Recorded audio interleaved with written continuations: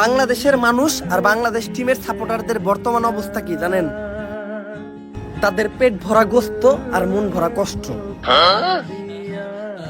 Last ম্যাচটাও জিতলো না, অন্তত আফগানিস্তানের লগে ম্যাচটা জিতলেও তো নিজের শান্তরে দিতাম। আমাকে কথা আর কি কমু, সবচেয়ে বেশি তো কষ্ট পাইছে হচ্ছে অস্ট্রেলিয়ার মানুষরা। জীবনের প্রথম অস্ট্রেলিয়ার মানুষরাও দোয়া শুরু করছিল বাংলাদেশ টিমের লেগে।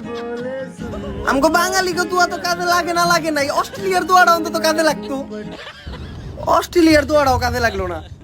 অনেক রিসার্চ করার পর ফাইনালি আমি রাসেল ভাইপার থেকে বাঁচার উপায় খুঁজে পাইছি। যদি আপনারা রাসেল ভাইপার থেকে বাঁচতে চান তাইলে আপনাদের রুমে 24 ঘন্টা বাংলাদেশের খেলা চালায়া রাখবেন।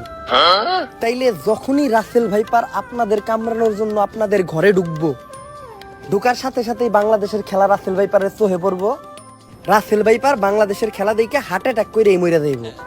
এইভাবেই আমরা বাঙালিরা রাসেল ভাইপারের হাত থেকে বাঁচতে পারবো। তো রাসেল ভাইপার থেকে বাঁচতে চাইলে এখনই আপনাকে টিভিতে দিয়ে বাংলাদেশের খেলাটা লাগান।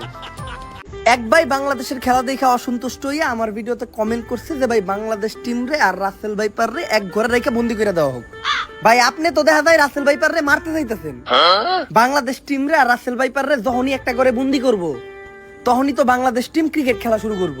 আর বাংলাদেশ টিমের ক্রিকেট খেলা দেখে রাসেল ভাইপার এমনি মরে দেব। হুদাহুদি কি এর লেগে একটা নিরীহ সাপের আপনারা প্রাণ নিতে চান বুঝলি না। রাসেল ভাইপার আইসে বাংলাদেশে কিছুদিন থাকুক, অতিথি আমাগো, তারপর একাই যাবো গা।